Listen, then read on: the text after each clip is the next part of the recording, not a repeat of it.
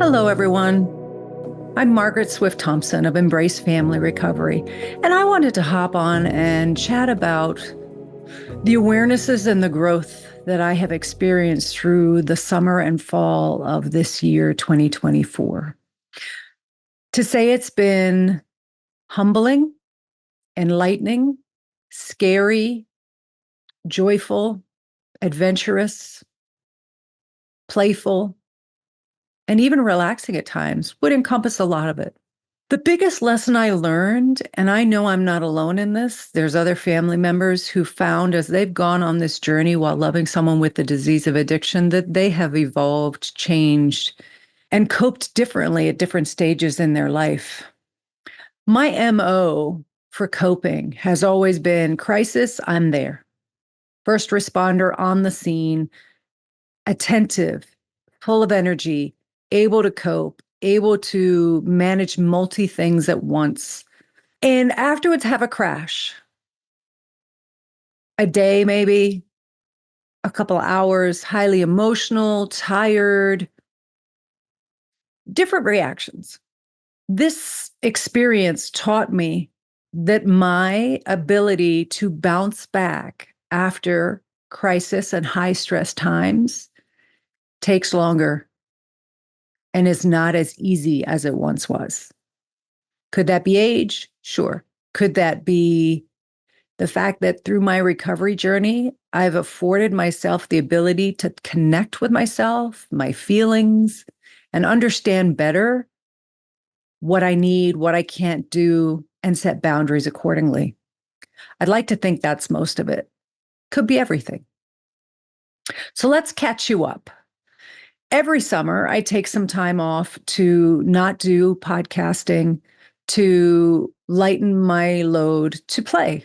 And this summer, I really did that. I played. I brought into my life a side hustle, if you call it, where I bring joy to other people's lives through jewelry. And that's been a lot of fun. And it's been very creative. And it's been light and playful. Really, really playful. And in doing that, I've met new people and developed a different community that has been really rewarding and fulfilling. And I'm grateful for that. Along with the playtime this summer, as my good friend Edie says, you're going to camp, which I did. I realized in processing the joy I was experiencing that through my childhood and my sexual trauma and my makeup of always being the helper and the fixer and the mediator and the one who looked out for others, I didn't play, not in the true sense of the word. If it was involved in athletics, I was so self-conscious because of my weight and my body that I wouldn't even try. If it was a summer camp with beach attire, very difficult. And I grew up in Bermuda, so that was common. If it was hanging out with friends, when I was little, we played, for sure. We had skate clubs and we did things. However, I always feel like I've been a pretty serious-minded person, concerned about people, worried about people, vigilant to people's emotions. And I think part of that was what I went through. Part of that is probably my makeup. So it was really fun to go to camp and actually enjoy it and participate and let my hair down. What came on the heels of that was an incredible opportunity to travel with my father, who's 85 years old, and we lost mom, and he's wanted to travel. And I had the privilege of going with him to Amsterdam and getting to go to the Taylor Swift concert, which was his idea, and witness him truly enjoying and in awe and playful and funny in an experience that was so out of the norm of what I've ever done with my father. I will cherish that forever. Also, Amsterdam. I've never been to parts of Europe I've been to with my father, and those were great experiences. And I said in a post early on, time is precious and short, and we don't know how long we have here, and we don't know how long we have the people we love. And so am I going to choose to live when I have an opportunity in the moment and practice what I preach? And I did, and I'm grateful. I came back with COVID and recovered from that pretty well. And then went on another trip with my father to Europe and we went on a riverboat cruise. This came on the heels of my dad having been through a hurricane and no power, having been in hospital and being ill.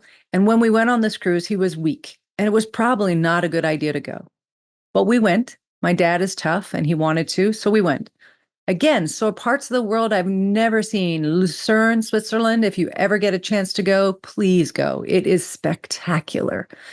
We ended up back in Amsterdam, and my dad got very, very ill, influenza and COVID at the same time, and ended up in a hospital in Amsterdam.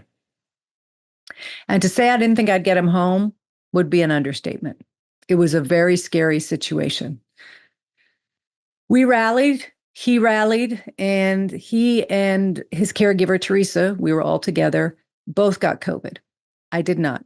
And so it was a lot of caregiving, and it was right where I needed to be doing what I needed to be doing. Meanwhile, while we were on this trip in Western North Carolina, Hurricane Helene happened.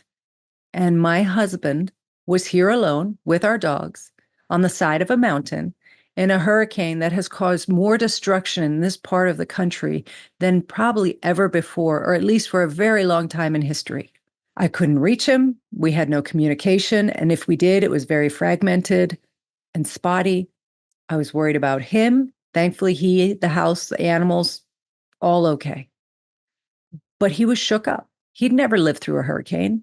I've lived through many. When I returned home to my neighborhood and saw the mudslides and the destruction caused by enormous amounts of water coming down a mountain, making their own river and path and overflooding creeks that were already there, it was absolutely humbling to realize, once again, I am small. This universe is bigger, way bigger and more powerful. And there are times where you just have to trust and wait out a process because you can't stop it or control it, which is very much what we go through when we love someone with the disease of addiction. It is bigger than us. It is outsmarting us. It is controlling them and us if we let it. And it is important to rely on our faith, our belief in a higher power, the universe, whatever we can believe in, and be in community to navigate that reality. Got dad home safely, came back here, no Wi-Fi. If anything, we got Starlink and it was very spotty for a while. And I could not believe how shaky I was, how vulnerable I felt, how out of sorts I was, how shut down emotionally I was. And what I think it came down to, I was on high alert and crisis intervention for a strong, solid period of a week and a half. And I had to just get through it. And when I got home, saw my husband, was in my home, realized that even though we may not have the amenities, we are fortunate. I was able to come back to my body and feel some of the feelings. About 2 weeks into being home, my youngest daughter, Amelia, got a very serious case of mono after having strep. And I got the call from Miss Independent Amelia, and it said, "Mom, I need you. Can you come and help?" I am so grateful I had those 2 weeks before that call came, because I ended up in New York City, which anyone who knows me knows that it takes a lot for me to go to that big city. It's intimidating to me. I don't know it very well. And I do my best, because that's where she's living, to show up for her and engage in the city life. So I land there, and my daughter was really, really ill. And so I spent a week and a bit on the living room couch with her new kitty, who likes to make biscuits at 4 a.m. And I managed to get her some nutritious food in. I managed to get laundries done, bring in vitamins, minerals, take her to doctors, get her situated. And thankfully, she's doing better also.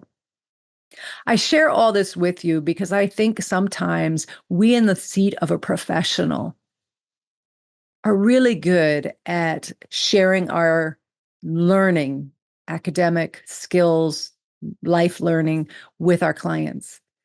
And many of us come into the field of working with the disease of addiction because it touched our life in some way. What was really humbling about this experience was my inability to do my job, my inability to show up for clients. And I was grateful that clients were patient and gave me grace. And that meant a lot, because it allowed me time to recoup my resources. I also think It's humbling to realize that when I went through what I went through, I have to really have even more compassion for my clients who are living in what feels like life and death day by day experience when they love someone with this disease, and that their bandwidth may be absolutely minimal to cope, to make change, and to offer grace and patience when working with people who are trying to change when every ounce of their body says, do not do this. It is not going to be okay. And a monkey screaming at them that if you give up your job, what's going to happen to them? Where do we go from here? We'll see. I am grateful to be home until Christmas, where we have a family vacation together and not traveling. I feel like I've had a fill of travel for a while, for the most part. Though it was had amazing experiences, it was a lot. I want to get my routine back and my rhythm because I feel like it's been very discombobulated for a big chunk of time. And I want to find out what my new rhythm's going to look like. You know, how many clients I'll see, how many groups I'll offer, my podcasting schedule, which we launched last Sunday. The passage from the big book of AA that has always resonated and referenced in the time I've been in recovery comes from the paragraph about acceptance is the answer to all my problems today. For someone who has railed against acceptance and wanted to do things my way, I'm grateful that during this time period, as hard as it was and as counterintuitive as it was, I was able to practice acceptance. And I want to thank each and every one of you who have patiently waited for me to return and are willing to continue working with me.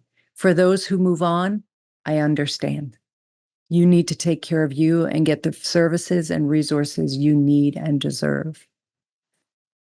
And we'll see how Embrace Family Recovery moves forward. One thing I know is the podcast will continue because I love that service project. And I will continue to see families and individuals in coaching sessions within a limited time frame. It won't be 5 days a week. And I'm going to allow myself to have like a semi-retirement feel. I'm too young to retire. I don't want to retire. I'm passionate about this work. But I am not going to spend the next 3 years trying to build a business, working 24/7 on it and not living my life and finding play, time, and joy. So fall is a time of shift and change. Thanksgiving is a time of gratitude. I'm mixed up and filled with all of the above. And I wish each and every one of you wellness, kindness, grace, and most importantly, I hope you will take care of you. Until next time, Margaret Swift Thompson of Embrace Family Recovery. Please find resources on my website, embracefamilyrecovery.com. This is Margaret Swift Thompson. Until next time, please take care of you.